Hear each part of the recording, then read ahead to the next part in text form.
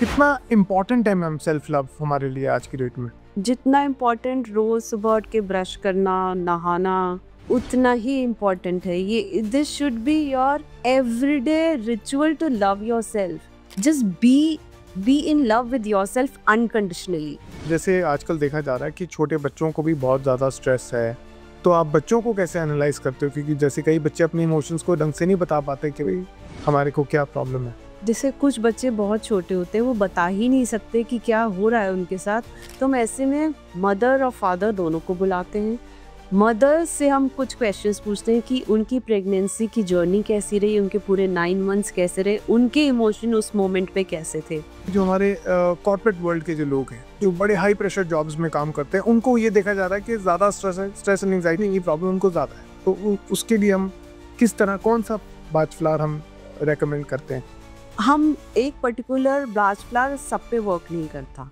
बाज फ्लावर में क्या है, आप क्वेश्चंस जब पूछते हैं तो आपकी इनर फीलिंग, जो आपके इमोशंस अंदर हैं, हो सकता है ऑन द सरफेस आपको लग रहा है आपके आज आपने बॉस ने आपको बहुत डांट दिया, आपका स्ट्रेस बेसिकली बॉस नहीं है, may be the origin of the stress is back at home. तो हम पहले उस इमोशन पे वर्क करेंगे जहाँ से ये स्ट्रेस एक्चुअली स्टार्ट हुआ।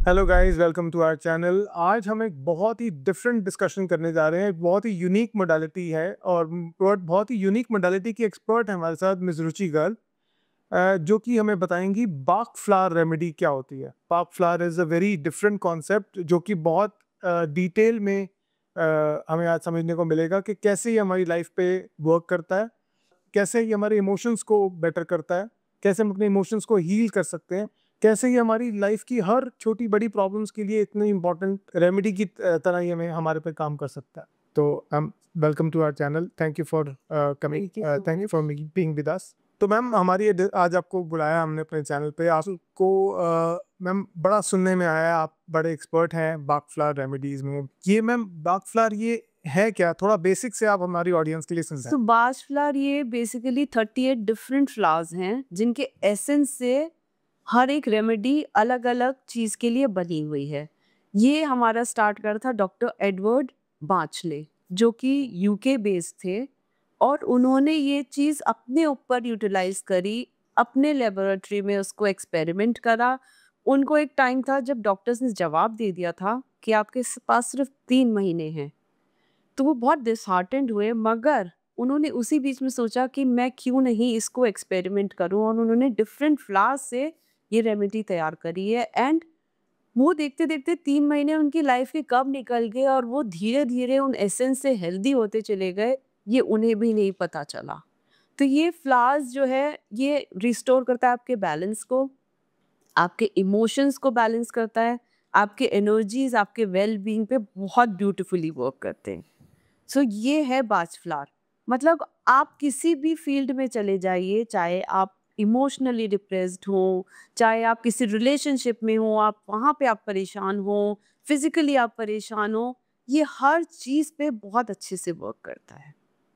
तो मैम ये जो है उनके सरनेम से बाज जी निकाला गया। जी ओके, बाज फ्लावर। जी। तो मैम इसमें किस तरह के फ्लावर्स को यूज, मतलब किस तरह के फ्लावर्स? इसमें है हनी सक्ल है, क्लेमेटिस है, इसमें है SOB which is like star of Bethlem है। ये भी एक फ्लावर है जिसमें ये आपके ऊपर वर्क करता है जब आपके अंदर कोई भी ट्रॉमा रिस्टोर हो जाता है, या कोई भी ऐसा इमोशन स्टक है आपकी बॉडी में जो आप उससे बाहर निकल ही नहीं पा रहे हैं, may be losing of somebody.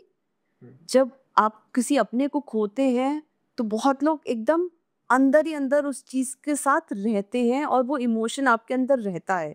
तो जब हम आप स्टार ऑफ बेथलेहम किसी को देते हैं तो वो इमोशन से कैसे धीरे धीरे वो रिलीज करता है अपने आप को, ये आप पहचान भी नहीं पाते हैं, और वो बंदा ग्रेजुअली हील भी होने लगता है। तो मैम मैं पहले थोड़ा सिंपलीफाई कर देते हैं हमारी ऑडियंस के लिए कि जो आप कह रहे हैं कि हम फ्लावर देते हैं, क्या हम ऐसे इसको फ्लावर देते हैं या इसका नहीं, इसका एसेंस हम निकालते हैं। अच्छा, इसका और ये एसेंस आप ओरली भी ले सकते हैं, आप अपने ऊपर स्प्रे कर सकते हैं, आप अपने रूम में भी स्प्रे कर सकते हैं, आप अपने ऊपर स्किन पे अप्लाई भी कर सकते हैं।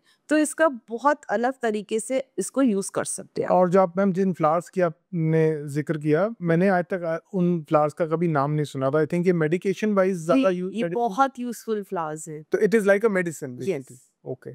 और ये हमारे को हर तरह के इमोशंस के अंदर आप कह रहे हैं। हर इमोशन पे वर्क करता है ये आपके। तो मैम किस तरह के इमोशंस मतलब एक इंसान किस तरह आजकल जैसे हम देख रहे हैं एंजाइटी, स्ट्रेस, डिप्रेशन, ये बड़ी कॉमन सी चीज़ें हो गई हैं। हर जगह हर दूसरा बंदा आपको इससे दिखता है कि इससे गुज़र रहा है। तो Absolutely. मे बी आपके बिज़नेस से रिलेटेड हो, ऑफ़िस कोलीग्स के साथ हो या बच्चों के पास बुलिंग का एक नया तरीका हो गया बच्चों को बुली करना, तो बच्चा डिप्रेस हो जाता है। मे बी आके आपको वो शेयर नहीं करता, बट इंटरनली वो कितना स्ट्रेस में है ये हम और आप बता नहीं सकते।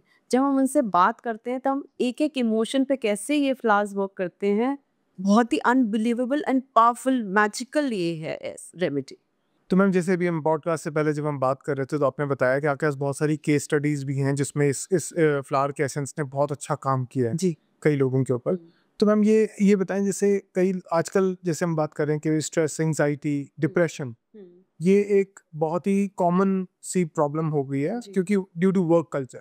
तो मैं पहले बात करूंगा मैम कि जो हमारे कॉर्पोरेट वर्ल्ड के जो लोग हैं जो बड़े हाई प्रेशर जॉब्स में काम करते हैं उनको ये देखा जा रहा है कि ज़्यादा स्ट्रेस एंड एंजाइटी की प्रॉब्लम उनको ज़्यादा है। वैसे तो हर फील्ड में है।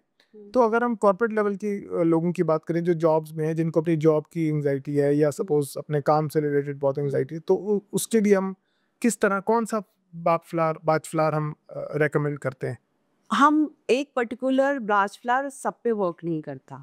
कई बार हमको फेथ बहुत इम्पोर्टेंट है एक तो इस रेमेडी के लिए। जब आप उसको फुल फेथ से उसको लेते हैं तो वो मैजिकली आपके ऊपर वर्क करता है। प्लस बाज फ्लावर में क्या है, आप क्वेश्चंस जब पूछते हैं तो आपकी इनर फीलिंग जो आपके इमोशंस अंदर हैं, हो सकता है ऑन द सरफेस आपको लग रहा हो आपके आज आपने बॉस ने आपको बहुत डांट दिया और आप बहुत अपसेट है, बट वो रीज़न ही नहीं है आपके अपसेट होने का, स्ट्रेस लेने का। मे बी आपका रीज़न है बैक एट होम कुछ मॉर्निंग में इश्यू हो गया, कोई घर में कोई कहा-सुनी हो गई, उससे आपका स्ट्रेस बढ़ता-बढ़ता और ऑफ़िस आए तो आपको बॉस ने भी डाँट दिया। तो आपका स्ट्रेस बेसिकली बॉस नहीं है, may be the origin of the stress is back at home. तो हम पहले उस इमोशन पे वर्क करेंगे जहाँ से ये स्ट्रेस एक्चुअली स्टार्ट हुआ है। तो मैम ये इमोशन को आप जब आप एनालाइज करते हैं कि इमोशन का ओरिजिन क्या है तो वो आपके पास आप किस टूल से आप इसको एनालाइज करते हैं मतलब? हम उन लोगों से क्वेश्चंस पूछते हैं ठीक है। कि आज आपका दिन कैसा रहा? आज आपने दिन में क्या किया? कैसी आपका डे फॉलो हुआ? जो कहाँ से आपने जब शुरू करा अपना दिन, आपकी वाइफ के साथ कोई बात हुई, बच्चों के साथ कुछ बात हुई, मे बी आप रोड पे हैं, ट्रैफिक लाइट कहीं आप वहाँ अटके तो वहाँ आपको किसी के साथ बहस हुआ। तो एवरीथिंग बिल्ड्स अप ग्रेजुअली। एकदम से आप स्ट्रेस में नहीं आते हो, स्टेप होता है हर चीज़ का।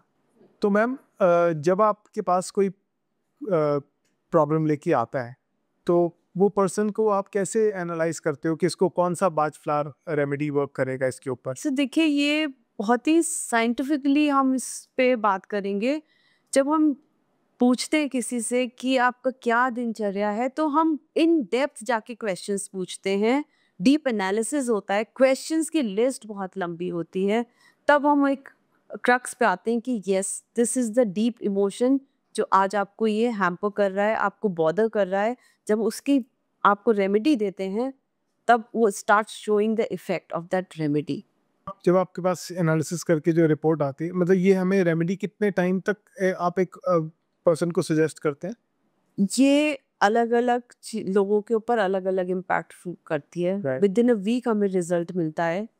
और अच्छी बात इस रेमेडी की ये है, अगर आपकी बॉडी में इसकी रिक्वायरमेंट अब नहीं है तो ये फ्लश हो जाती है आपकी बॉडी से। कोई साइड इफेक्ट इस रेमेडी का बिल्कुल भी नहीं है और बहुत ही ब्यूटीफुली आपको बैलेंस करके चलती है। आपकी एनर्जी लेवल, आपका इंटरनल लेवल और आपके इमोशंस सब कुछ एक साथ आपका बैलेंस होता है इससे। जैसे मैं बहुत बार आपने इमोशंस का वर्ड बहुत ज़्यादा यूज़ किया तो मुझे आप बताएंगे कि इमोशंस पे ये किस तरीके से काम जैसे कई लोग इमोशनली बहुत वीक होते हैं और या किसी को बड़ा इमोशनल सेटबैक ट्रॉमा है, तो which is very common nowadays. तो अगर किसी को एक हाइपोथेटिकली अगर हम देखें कि किसी को इमोशनल ट्रॉमा है, तो उसके ऊपर हम क्या ये उसके ऊपर किस तरीके से वर्क करें? बिल्कुल, ये बहुत ही अमेजिंग और मैजिकल है रेमेडी कि ये हर ट्रॉमा पे आपको हील करती है, हर ट्रॉमा पे आपके वर्क करती है।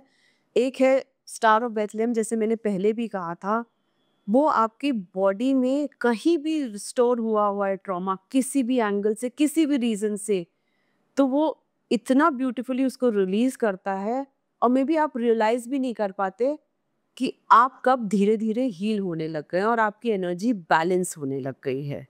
तो मैम जैसे आजकल देखा जा रहा है कि छोटे बच्चों को भी बहुत ज़्यादा स्ट्रेस है, इमोशनल इम्बैलेंसेस बच्चों में भी देखे जाते हैं। तो आपने जैसे बोला ये बच्चों पे भी वर्क करती है, तो आप बच्चों को कैसे एनालाइज करते हो? क्योंकि जैसे कई बच्चे अपने इमोशंस को ढंग से नहीं बता पाते कि भाई हमारे को क्या प्रॉब्लम है। जैसे कुछ बच्चे बहुत छोटे होते हैं, वो बता ही नहीं सकते कि क्या हो रहा है उनके साथ, तो हम ऐसे में मदर और फादर दोनों को बुलाते हैं।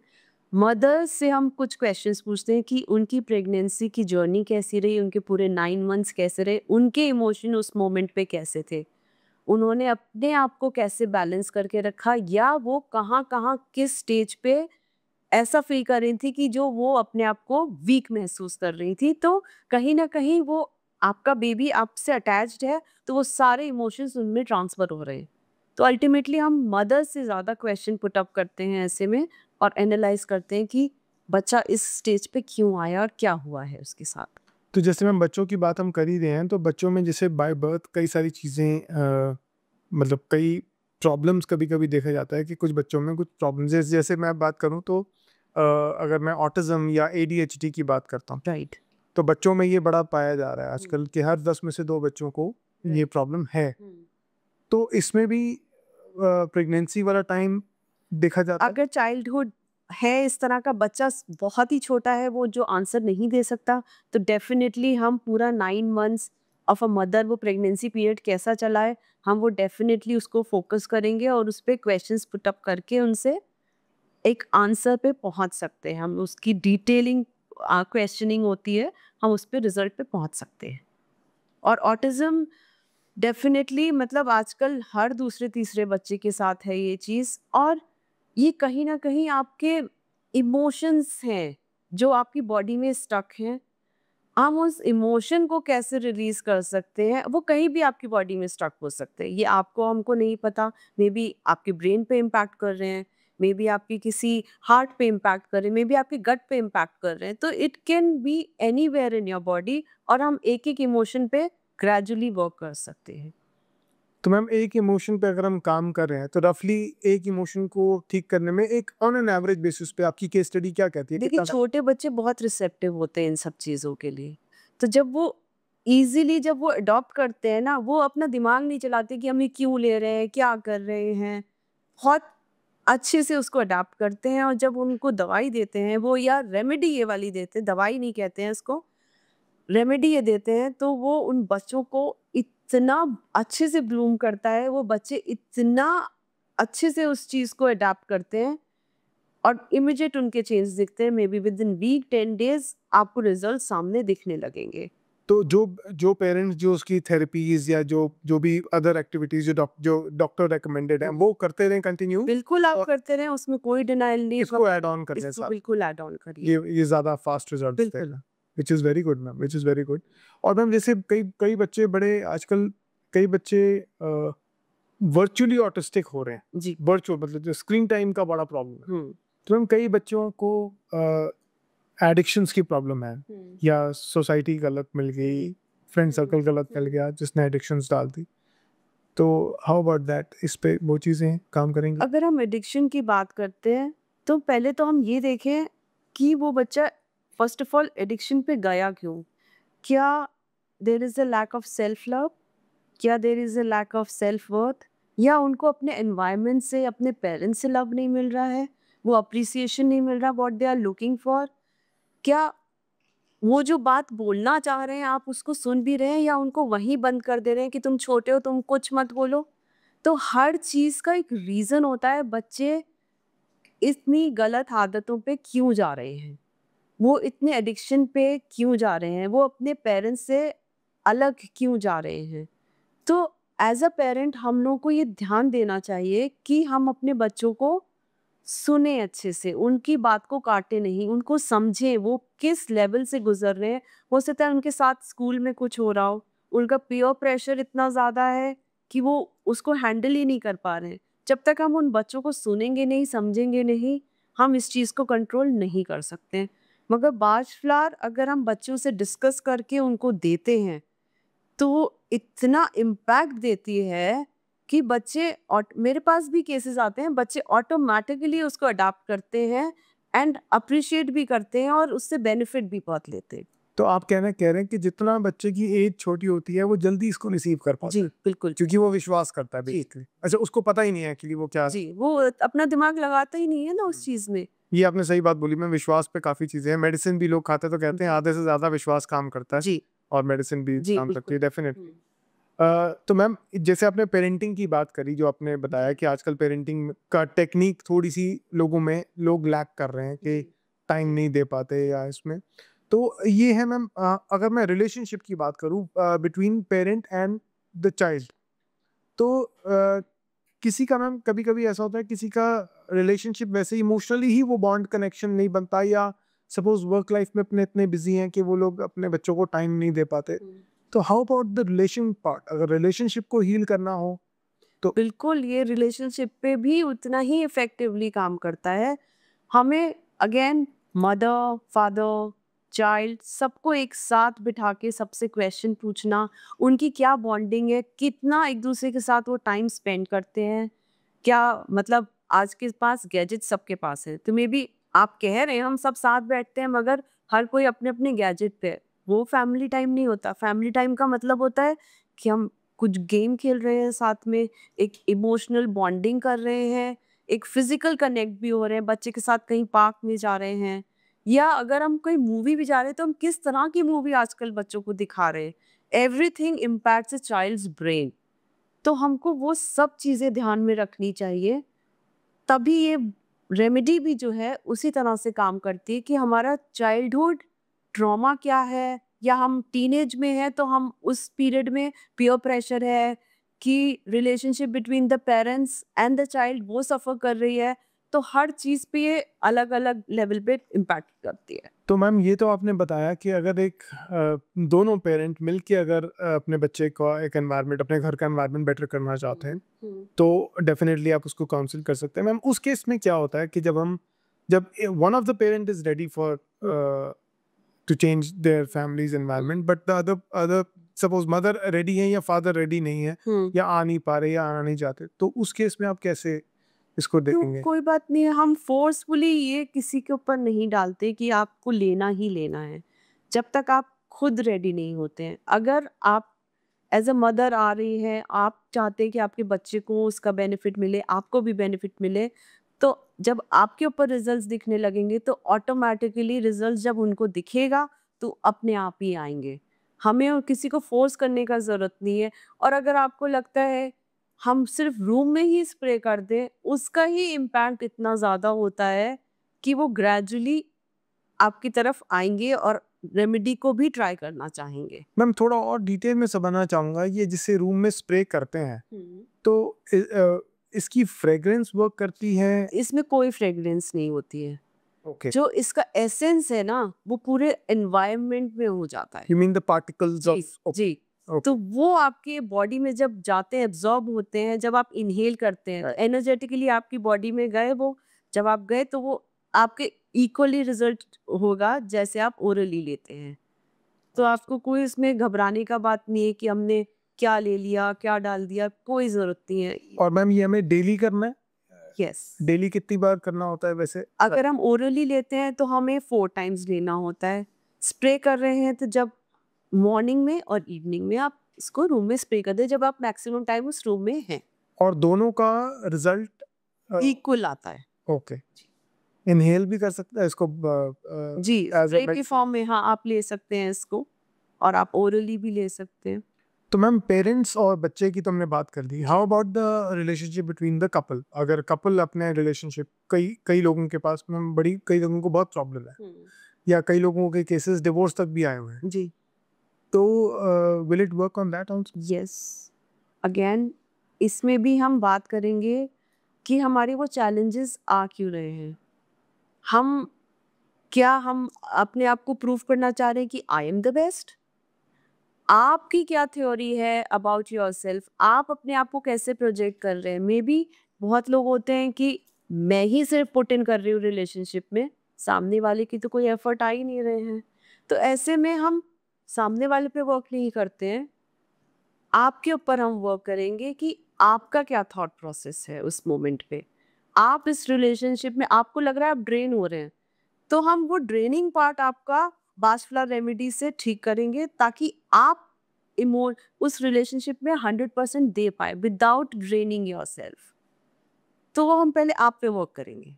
तो आई गेस मैम मुझे लगता है यहाँ पे डबल बेनिफिट मिलता है। एक तो आपके पास आके एक कपल काउंसिल भी होता है, जी, प्लस आप जो रेमेडी देते हैं उसको वो रेमेडी भी उस पे वर्क करती है। जी, तो आई थिंक ये ज़्यादा बेटर टेक्निक है जी, कि हम बिल्कुल। दोनों दोनों तरीकों से दोनों अपने तरीके रिलेशन से को आप हील कर सकते हाँ हैं। जी, right. Definitely. And this can work for any kind of relationship. Any kind of what if कि अगर आपका रिलेशनशिप अपने बॉस के साथ थोड़ा बेटर नहीं है और बॉस आपके साथ अगर करता है, सपोज ये वर्क प्लेसेस पे भी काम कर सकता है, definitely. How can we do that ma'am?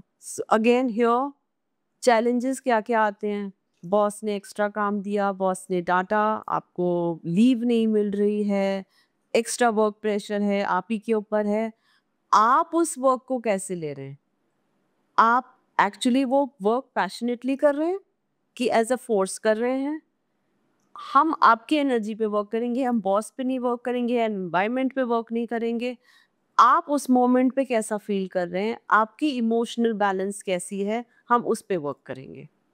कि आप उसको एज अ चैलेंज ले रहे हैं, एज अ पैशन के साथ वर्क नहीं कर रहे हैं, आप उसको बस एक होमवर्क के जैसे कर रहे हैं, आप बर्डन के जैसे कर रहे हैं। तो आप उस काम को बर्डन के जैसे रहे तो we will work on a burden part. We will not work on any other emotion, we will work on the burden जो आप उसको लेके चल रहे हैं कि ये तो बहुत आज मंडे है, रोज सुबह आप सर के साथ झिकझिक होगी, अब बॉस की डांट खाएंगे, आज ट्रैफिक में लेट हो गए इसलिए डांट खाएंगे। तो आपके अंदर कितना emotional turmoil initially day one से मॉर्निंग से उठते ही आ गया, हम उस पे पहले वर्क करेंगे। चैलेंजेस तो बाकी बाद में शुरू होते हैं कि बॉस ने डांट दिया, ओवरलोड हो गया, एक्स्ट्रा वर्किंग आवर्स हो गई, ये सब तो लेटर ऑन की। आपका उठते ही इमोशन क्या है, आप किस एनर्जी से अपने डे स्टार्ट कर रहे हैं, that plays a important role. तो मैम अगर एक इंसान 3-4 साइमल्टेनियसली 3-4 प्रॉब्लम से गुजर रहा है, जैसे उसको स्ट्रेस एंड एंजाइटी भी है, उसको अपने रिलेशनशिप्स भी सुधारने हैं, उसको अपनी बच्चे के ऑटिज्म को भी ठीक करना है, या पीयर प्रेशर जैसे हमने बात करी, वर्क प्लेस का जो प्रेशर है, वो सब चीज़ें एक ही इंसान को है, तो एट अ टाइम एक इंसान कितनी रेमेडीज, ये वाली बाकफला रेमेडीज कितनी ले सकता है? तो मैडम जैसे आपने बोला कि एक ही बंदे को बहुत सारे इश्यूज आ रहे हैं, may be relationship issue, boss के साथ, पीयर प्रेशर, एवरीथिंग, तो ये एक तरह का इमोशनल इंटैंगलमेंट है। तो हम एक इमोशन से दूसरा इमोशन क्रिएट होता है, तो हम हर इमोशन पे एक साथ ब्यूटीफुली वर्क कर सकते हैं। तो मैम एक मेरे मेरे मन में एक बड़ी देर से एक सवाल आ रहा है कि हमने मेजर प्रॉब्लम्स जो अपने हमें एक इंसान एक मेजर प्रॉब्लम्स फेस करता है, जैसे रिलेशनशिप है, इमोशंस हैं।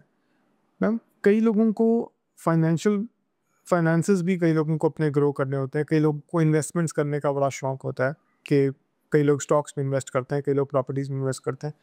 क्या क्या मैम ये हमारे को इसमें भी हेल्प कर सकता है कि कैसे आप अपनी लाइफ में ग्रोथ अचीव करें? डेफिनेटली। अब सपोज अब आप कह रहे हैं स्टॉक्स, फाइनेंस, ग्रोथ, हम पहले तो ये देखेंगे कि आपके पैटर्न्स क्या हैं about money, about growth, about finance, about stocks. क्या जब आपने कभी आपके इंसेस्टर से या तो चला आ रहा है कि अगर वो इन्वेस्ट करते थे तो वो कहीं ना कहीं पैसा डूब जाता था, वो आप इंसेस्टर से लेके आ रहे हैं, तो हम ये इंसेस्ट्रल हीलिंग भी कर सकते हैं इसमें, आपके इनहेरिट पैटर्न्स भी हील कर सकते हैं इसमें। और अगर ये आपकी कंडीशनिंग है कि अगर मैं स्टॉक में लगाऊंगा पैसा तो वो डूबेगा ही डूबेगा, तो हम ये कंडीशनिंग पे भी वर्क कर सकते हैं। तो जब हम इन्वेस्ट करते हैं, कई बार हम बहुत फियर बेस्ड एनर्जी के साथ इन्वेस्टमेंट करते हैं। तो अगर हम फियर पे वर्क करेंगे तो ऑटोमेटिकली आपका ये पोर्शन भी हील होना शुरू हो जाएगा, आपके फाइनेंसेस बेटर होने शुरू हो जाएंगे। तो इसमें हम अपने इनहेरिटेड पैटर्न्स हील कर सकते हैं, अपनी कंडीशनिंग हील कर सकते हैं, आपके फियर बेस्ड इमोशन सारे हील कर सकते हैं, या आपके एंसेस्टर्स से कोई पैटर्न चला आ रहा है, हम उस पर भी वर्क कर सकते हैं। जैसे मैम फियर की बात कर रहे हैं, तो फियर एक्चुअली में कई लोगों को काफ़ी फियर रहता है कि मैं ये कर दूंगा तो ये हो जाएगा। सपोज कोई मैं कहीं बैड इन्वेस्टमेंट ना कर दूं, जी। या कोई गलती से भी मैं कोई अपने पैसा कहीं फंसा ना लूं। तो हाउ अबाउट द पैसे की फ्रीक्वेंसी, अगर क्या कईयों को फ्रीक्वेंसी अपने पैसों के लेके कोई फियर्स हैं? देखिए, money is all about energy. आप किस एनर्जी से वो मनी को लेते हैं, वो बहुत इम्पोर्टेंट है। बहुत लोगों के लिए मनी होता है कि भी हम बहुत ग्रो करेंगे, बड़े बन जाएंगे। बहुत लोगों को होता है कि मेरे पास ज़्यादा पैसा आएगा तो मे बी मेरे को बहुत टैक्सेस देने होंगे, तो वो फियर आता है। तो हर किस्म का फियर या डिस्कनेक्ट जो आपका मनी के साथ है, हम पहले इमोशंस पे वर्क करते हैं आपके, कि आपका मनी से लेके इमोशन क्या है, आपकी फीलिंग्स क्या है।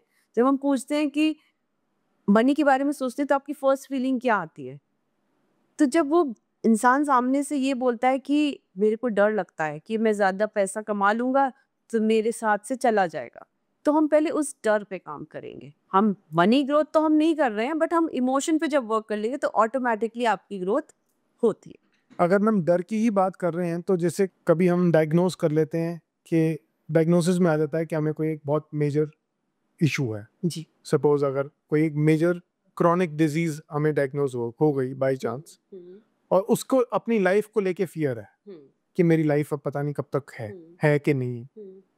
तो हाउ अबाउट दैट, जैसे आपने बताया कि डॉक्टर बाच जो थे उनको खुद को एक क्रॉनिक डिजीज हो गई थी। वही। तो क्या ये जो आजकल इतनी क्रॉनिक डिजीजेस लोगों को होती है, ये उसको वो अपने आप को कैसे हील करवाए? डेफिनेटली। अब आप अगर इतनी क्रॉनिक डिजीजेस की बात करें तो फर्स्ट ऑफ ऑल डिजीज है क्या? Dish is in the body. तो जब डिस्कम्फर्ट इन द बॉडी होता है, वो फर्स्ट ऑफ ऑल होता क्यों है? हम जब किसी ट्रॉमा से, किसी स्ट्रेस से गुजर रहे होते हैं, एंगर में होते हैं, तो ये जब हम रिलीज नहीं करते हैं तो ये हमारी सारी बॉडी में आके कहीं भी स्टक हो जाता है, और वो किसी भी बॉडी पार्ट में स्टक होता है। अब अगर हम कैंसर की बात करते हैं तो कैंसर क्या है? It's a feeling which is like you're not loving yourself, you're not getting enough love from outside। तो जो इमोशन आपकी बॉडी में स्टक है, वो as a growth, it is keep on growing in your body. What is cancer? It's a uncontrollable growth. जब वो हम gradually हमें पता चलता है, हमें पता चलता है अरे हम तो कैंसर से सफ़र कर रहे हैं। जब आप अपने इमोशन पे वर्क करना शुरू कर देते हैं, अपने स्ट्रेस, अपना कोई भी ऐसा इमोशन रिलीज करते हैं, तो it start impacting your body. तो first of all we have to work on ourself. Self love कितना है? आप दूसरों से तो एक्सपेक्ट करते हो कि हमें प्यार करें। Do you love yourself unconditionally without questioning yourself? Observe that thing first, then see कि how things are changing in your life. Ma'am ये आपने बहुत अच्छी बात करी और बहुत अच्छा टॉपिक आपने बताया कि सेल्फ लव, जो कि आज हम, मेरे को लगता है शायद इतनी हम इस तरह का वर्क कल्चर है या इस तरह का हम एनवायरनमेंट में जी रहे हैं कि सेल्फ लव नाम की चीज़ हमारे में शायद बहुत ही कम लोग हैं जो अपने आप को प्यार करते हैं। तो कितना इम्पोर्टेंट है मैम सेल्फ लव हमारे लिए आज की डेट में? जितना इम्पोर्टेंट रोज सुबह उठ के ब्रश करना, नहाना, उतना ही इम्पोर्टेंट है ये। This should be your everyday ritual to love yourself. It should not be like a homework or task for you. Just be in love with yourself unconditionally. जब वो हो जाएगा ना तो ऑटोमेटिकली आसपास का एनवायरनमेंट आपका बदल जाएगा। Love automatically will start flowing in your life and your body will start healing automatically. Maybe आपको काउंसलर्स, थेरेपिस्ट ये चाहिए ही नहीं once you start appreciating yourself, loving yourself. तो मैम जैसे हम अभी बात कर रहे थे क्रॉनिक डिजीजेस की, तो सेल्फ लव एक बहुत बड़ा रोल प्ले करता है क्रॉनिक डिजीजेस में। Definitely yes, definitely. जब आप खुद से प्यार करेंगे, फिर आपको ज़रूरत क्या है किसी भी और चीज़ की? How much do you appreciate yourself? How much do you love yourself? Ask this question. Stand in front of a mirror and ask yourself, do you love yourself? Hmm. Can you say to yourself that I love you? It is so difficult for people to express their emotion to themselves. They are hiding the emotions. So, how do they expect others to believe in them? Start appreciating and loving and accepting your emotions. This is the easiest remedy one can have. And plus, if you take a bath flower, it will be a win-win situation from both the ends. तो ma'am जैसे chronic disease की बात कर रहे थे, मेरे को बार-बार एक ही मन में सवाल आ रहा है कि अगर मैम जैसे हम अपने इमोशंस को एक्सप्रेस नहीं कर पाते, अपनी फीलिंग्स को शेयर नहीं कर पाते अपने पार्टनर के साथ, तो वो आपने कहा कि ग्रोथ बन के हमारी लाइफ में किसी ना किसी मेजर क्रॉनिक डिजीज़ के नाम पे आ जाती। तो मैम इस वे में हम अपने आप को कैसे हील करें? तो सपोज हमारे पास कोई भी पार्टनर आता है, सपोज हस्बैंड आ रहे हैं या वाइफ आ रहे हैं, तो जब वो कहते हैं कि मेरे हस्बैंड मुझे टाइम नहीं दे रहे या मेरी वाइफ मुझे टाइम नहीं दे रही, मेरे इमोशंस नहीं निकल पा रहे हैं, मुझे उनसे डिस्कस करना है वो नहीं हो पा रहा, तो पहले तो जब वो आपको टाइम देते हैं तो उस समय आपका कौन सा हाईएस्ट इमोशन होता है, उस क्या फीलिंग आती है आपकी? जब हमको उसका आंसर मिल जाता है तो हम उस इमोशन पे वर्क करते हैं, उस इमोशन की रेमेडी देते हैं ताकि आप सेल्फ सफिशिएंट हो जाओ, सेल्फ लविंग हो जाओ, and you start oozing love for yourself rather than demanding that emotion connectivity with the other person. Be that self-sufficient person who is just oozing lot of unconditional love and support for yourself, which you become a 100 power ka watt bulb where you are just shining bright and living your life beautifully with lots of love. Ma'am that was a very insightful session. मुझे लगता है शायद हमारे viewers को बहुत समझ में आया होगा कि कैसे हम अपनी इस रेमेडी बाजफ्लावर रेमेडी से अपने इमोशंस को हील कर सकते हैं, कैसे हम अपने ट्रॉमास को हील कर सकते हैं, स्ट्रेस एंड एंजाइटी को हील कर सकते हैं।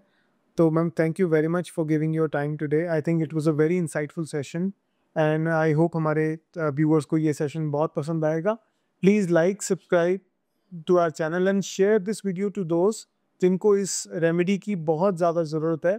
और हम नीचे मैम का नंबर भी दे देंगे, बाई चांस किसी को मैम से कनेक्ट करना और अपने इमोशंस शेयर करने या कोई सेशन बुक करना है तो दे कैन ईजिली कॉन्टैक्ट करना। Ma'am thank you very much for your time once again.